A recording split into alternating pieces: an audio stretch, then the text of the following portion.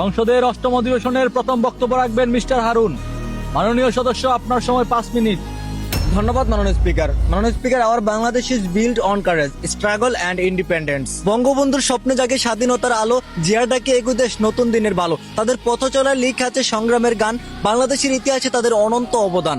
সবুজ নদীর এই দেশ হোক ঐক্য ভরা প্রাণ, ভালোবাসায় গড়ি আমরা, উজ্জ্বল হোক তার সম্মান। কিন্তু অত্যন্ত দুঃখের সাথে বলতে হয়, এই দেশ আর আগের মতো নয়। এটি পরিণত হয়েছে স্মার্ট যুগে। যে স্মার্ট যুগ দেশ ও দেশের মানুষকে আলোকিত করার বদলে সাধারণ সমাজকে ধ্বংস করে দিচ্ছে। মাননীয় স্পিকার, আজ উন্নতিশীল দেশগুলোর দিকে তাকালে বোঝা যায় আমাদের দেশের সাধারণ জনগণ আজও অনেক ক্ষেত্রে কাঙ্ক্ষিত নিরাপত্তা ও সুরক্ষা থেকে বঞ্চিত। গত 100 দিনে 6 শতাধিক খুন, নির্যাতনের শিকার প্রায় 3,500 নারী ও শিশু।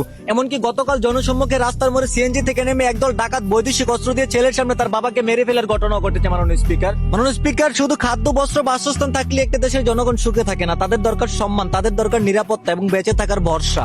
আজ দেশের 8টি বিভাগের প্রতিটি অঞ্চলে অবৈধ অস্ত্র ঢুকে নেশার খাত তৈরি হয়েছে। সেই অঞ্চলের সাধারণ খেটে খাওয়া মানুষেরা সরকারের নিরাপত্তা থেকে বঞ্চিত হয়ে এলাকার নেতা ফেতাদের নির্যাতনের অত্যাচারে বড় হচ্ছে। মাননীয় স্পিকার, বিশ্বজুড়ে ছড়িয়েছে মানসিক চাপ, যে চাপে প্রায় 120 কোটি মানুষ, তার মাঝে 30% বাংলাদেশের। এ দ্বারাই বোঝা যায় আমাদের দেশের মানুষ কতটা শান্তি ও নিরাপত্তায় আছে। মাননীয় স্পিকার, শুধু সংসদই নয়, আমার বলা উপরোক্ত আলোচনাকে ব্যাখ্যা করে আইনের উপর ভিত্তি করে দেশকে সঠিক ও ন্যায় পথে পর্যবেক্ষণ করে দেশে শান্তি ফিরিয়ে আনুন। ধন্যবাদ মাননীয় স্পিকার। সংসদের অষ্টম অধিবেশনের দ্বিতীয়বারের মতো বক্তব্য রাখবেন মিস্টার দুলাল। মাননীয় সদস্য, আপনার সময় 6 মিনিট।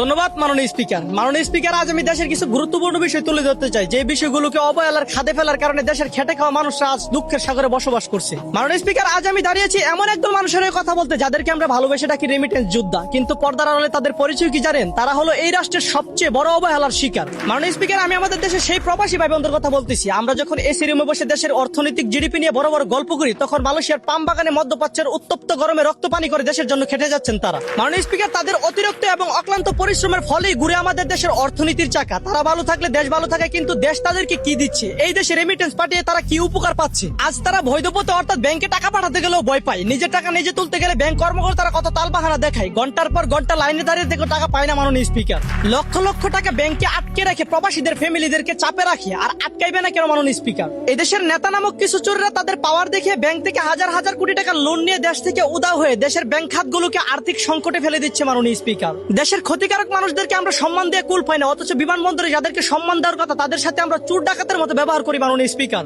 একটা দেশের সবকিছু নির্ভর করে অর্থনীতির উপর, আর সেই অর্থনীতি টিকিয়ে রাখার মূল চাবিকাঠি যেহেতু প্রবাসী ভাইরা, সেহেতু সেই প্রবাসী ভাইদেরকেও সরকারিভাবে সম্মান, শ্রদ্ধা ও নিরাপত্তা দেওয়া দরকার। মাননীয় স্পিকার, সর্বশেষ আমি দুটি কথা বলতে চাই। 1 নম্বর, বিমানবন্দরে কোনো হয়রানি না করে তাদেরকে সম্মানের সহিত দেশে রিসিভ করা। দ্বিতীয়ত, প্রবাসী ভাইদের ফ্যামিলিকে নিরাপত্তায় রেখে তাদের সরকারি আইন বুক করার সুযোগ দিন। ধন্যবাদ মাননীয় স্পিকার।